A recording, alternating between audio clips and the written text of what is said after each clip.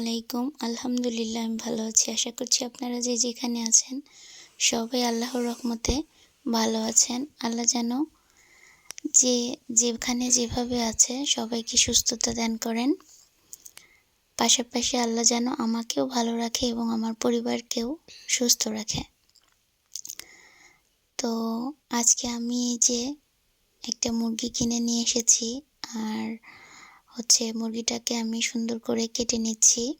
এটা ব্রয়লার মুরগি, আর দেখেন পিসগুলো একটু ছোট ছোট করে কেটে নিচ্ছি, কারণ ব্রয়লার মুরগির অনেক বড় বড় করে কাটলে কোনো মাংসই আমার বড় বড় কাটা পছন্দ না, একমাত্র রোস্ট ছাড়া।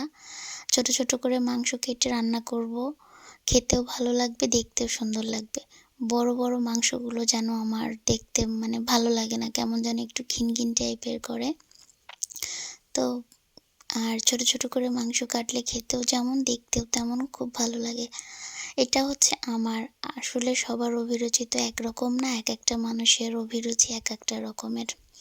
তো মাংসগুলোকে এই যে ছোট ছোট করে কেটে নিয়ে আমি পরে প্যাকেট করে নিয়ে নিব, কারণ অনেক কাজ আছে। তারপর এই যে শাকগুলোকে এনেছি, সেই শাকগুলোকে বেছে নিতে হবে। আর আজকে শাক ভাজাটা আপনাদের সাথে শেয়ার করব।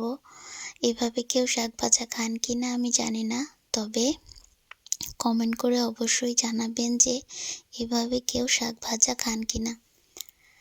আর এইভাবে কিন্তু ডাঁটা শাকটা ভাজি করে খেলে একদম চেটে পুটে গরম ভাত 2 প্লেট খাওয়া যাবে। বাচ্চাদের এক্সাম চলছে 10 মার্কের, কিন্তু বাচ্চাদেরকে তো একটু পড়াতে হয়, আর মায়েদের একদম একটু বেশি শ্রম দিতে হয় এক্সামের সময়। এমনিতে তো প্রতিদিন দিতেই হয়, কিন্তু তারপরে এক্সামের সময় একটু বেশি দিতে হয় যেন। তো যার জন্য ভাবলাম যে একটু মাংস বেশি করে রান্না করে রেখে দিই, তাহলে একটু পাতলা ডাল রান্না করলে এটা দিয়ে আমার 2-3 দিন চলে যাবে।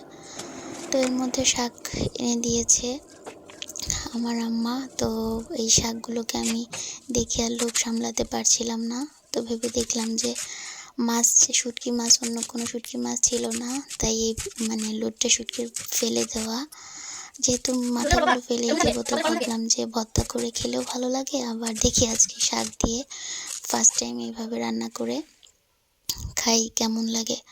তো আমি সুন্দর করে শুটকিগুলোকে এই যে এমনিতেই তেল ছাড়া আগে পরিষ্কার করে নিচ্ছি। আগুনে এটার মধ্যে মাথার মধ্যে যদি কোনো পোকা বা কোনো ময়লা টয়লা থেকে থাকে সেটা আগুনে বের হয়ে মরে যাবে। তারপরে এই যে গরম পানি দিয়ে ফুটিয়ে খুব ভালোভাবে ধুয়ে নিয়েছি এই মাথাগুলোকে। তারপরে এই যে এখন এই মাথাগুলোকে সুন্দর করে আমি একদম বাটার মতো থেতো থেতো করে নিয়েছি, এটার মধ্যে একটু কাটার কোনো অংশ নেই। তারপরে আমি রসুনগুলোকে সুন্দরভাবে থেতো করে নিচ্ছি, কারণ শাক ভাজির স্বাদ রসুন, পেঁয়াজ। আর দেখেন আমি কত সুন্দর করে সব কিছু রেডি করে নিয়েছি। এখন আমি মজাদার শাকটা কিভাবে ভাজি করি আপনারা পুরো ভিডিওর সাথেই থাকেন। আর এই তো তেল দিয়ে দিয়েছি, আর তেলের মধ্যে আমি শুকনো মরিচ দিয়ে দিলাম। এগুলো ছাড়া তো শাক ভাজি একদম স্বাদই লাগে না আমার কাছে যেটা।